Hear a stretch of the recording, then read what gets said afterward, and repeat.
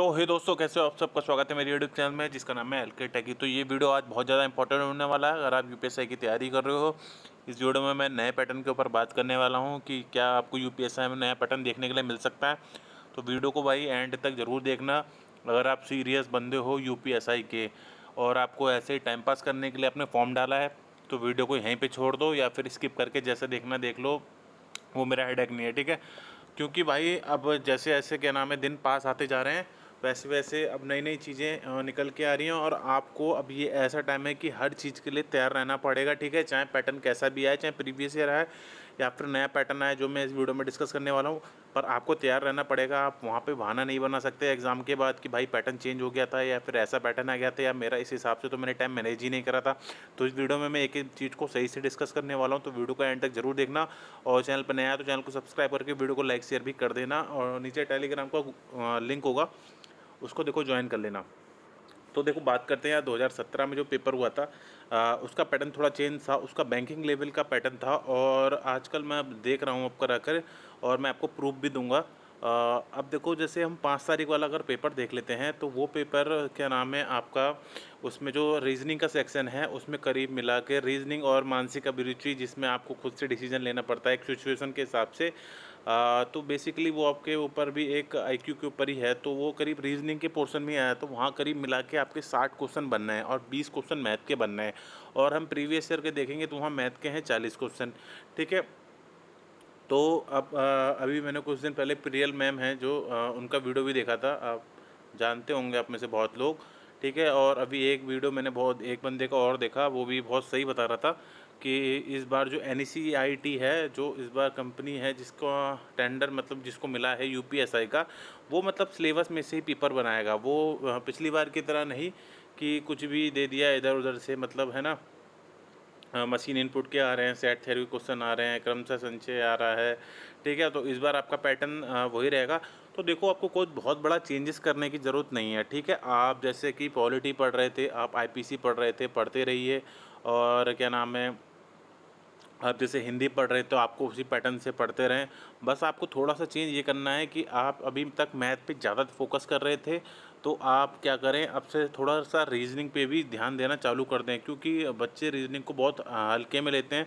वो सोचते हैं रीजनिंग तो हो जाएगी, 3-4 चैप्टर पढ़ लेते हैं, मशीन इनपुट हो गया और डेटा सफिशिएंसी, डिसीजन मेकिंग, सोचते हैं 10-12 क्वेश्चन तो हमारे यहाँ से बन गए, बाकी भी इजी इजी चैप्टर आएंगे।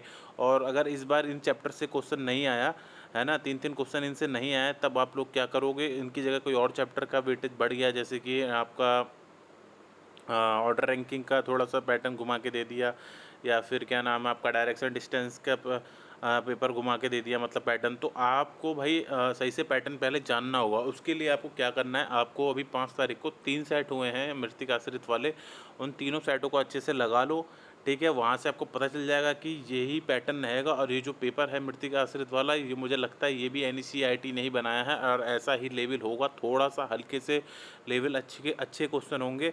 बाकी मुझे लगता है ऑलमोस्ट जो पेपर होगा यूपीएसआई का पेपर भी ऑलमोस्ट ऐसा ही होने वाला है, ठीक है।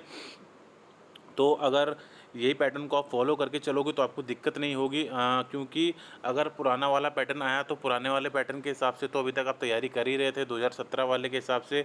और बस आपको क्या करना है, थोड़ा सा बस आप पुराना वाला पैटर्न को ही लेके चलते रहो, प्रीवियस वाले को बस थोड़ी सी रीजनिंग को टाइम ज़्यादा, दिन में 1 घंटा दे रहे थे रीजनिंग को, तो आपसे 2 या 2.5 घंटे रीजनिंग को देने लग जाओ और मानसिक अभिरुचि वाले क्वेश्चन और उसमें ऐड करके पढ़ने लग जाओ। बस आपको इतना ही करना है, जिससे अगर आगे चल के पैटर्न चेंज हो गया, अगर अक्टूबर में एग्ज़ाम होता है भाई, 60 क्वेश्चन अगर रीजनिंग के आ गए तो आपकी प्रैक्टिस हो उतने टाइम में रीजनिंग के क्वेश्चन करने की। क्योंकि रीजनिंग के जो क्वेश्चन आते हैं वो लगेगा तो आपको कि कर दोगे, बट वो क्वेश्चन लेंदी होते हैं तो उसमें टाइम अच्छा खासा लग जाता है, फिर आदमी घबरा जाता है, फिर वो कहीं का नहीं रहता है। तो ठीक है, आज से क्या नाम है आप रीजनिंग को भी अच्छा खासा टाइम दो। तो मैं यही आपसे बोलने वाला था। और आप इसमें क्या कर सकते हो, आप क्या नाम है, जेल वार्डर का जो पेपर हुआ था अभी 19-20 दिसंबर में, आप वो पेपर निकाल के उसको अच्छे से लगाओ। और आप काम एक ये कर सकते हो कि क्या नाम है आपका जो 2018 और 19 में जो सिपाही वाले पेपर हुए थे उनको अच्छे से एग्ज़ामिन करो, ठीक है। अब आप बोलोगे यार कि यार वो यार कांस्टेबल का पेपर था, अब ये एसआई का पेपर होने वाला है। हाँ भाई, एसआई का ही पेपर होने वाला है, मगर मैं आपसे ये नहीं कह रहा कि सेम क्वेश्चन वही आएंगे, हल्का सा लेवल क्वेश्चन का बढ़ा दिया जाएगा, ठीक है।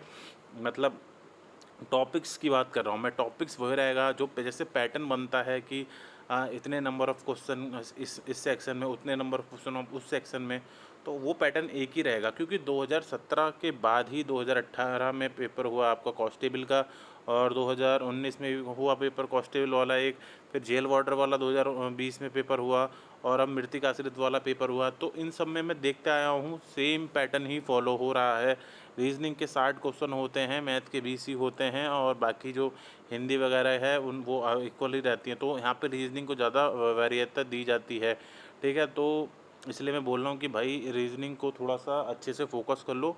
और अगर हमारा भी पैटर्न चेंज हो गया तो ये नहीं होना चाहिए कि भाई मैंने रीजनिंग पे ध्यान नहीं दिया, है ना, इस चक्कर में मेरे मार्क्स कम आ रहे हैं, ये है वो है, ठीक है। उसके लिए आप क्या करें, क्या नाम है, मैंने आपको बता दिया है।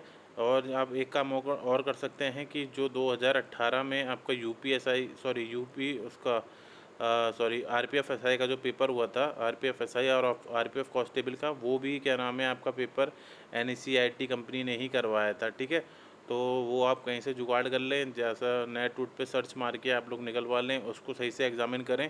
क्योंकि भाई देखो यार, कंपनी सेम है, उन्होंने मतलब उनका जो है इस बार क्या नाम है, ये इरादा है कि मतलब जो पेपर सिलेबस में इसी बनाने का इरादा है, ठीक है। तो आप लोग क्या नाम है ज़्यादा इधर उधर भटके नहीं। मैं देखता हूँ कि लोग दिन दिन भर कोई क्या नाम है लगा पड़ा है मैथ्स के अनसेंट चैप्टर पढ़ने में। कोई बोल रहा है कि भाई मैं परम्यूटेशन कॉम्बिनेशन कहाँ से पढ़ूँ, कोई बोल रहा है सेट थ्योरी कहाँ से पढ़ूँ, है ना। अब इस चक्कर में ये होता है जो टॉपिक्स जहाँ से मोस्टली 80% जो सिलेबस होता है हमारा, ठीक है, जहाँ से 80% हमारा आना होता है, बच्चा क्या करता है वहाँ पे फ़ोकस करना बंद कर देता है, ठीक है।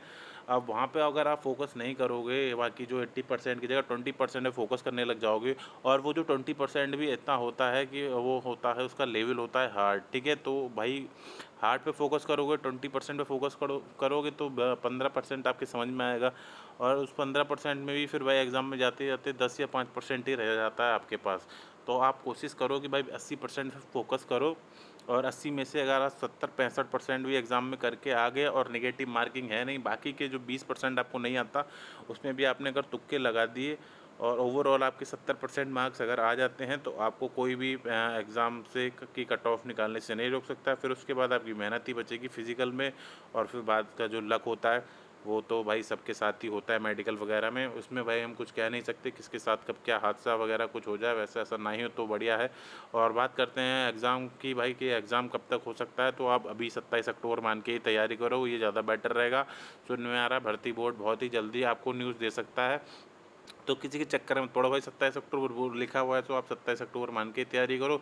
बस आज से थोड़ा सा रीजनिंग पे ज़्यादा ध्यान देना, बस यही मैं बोलना चाहता था।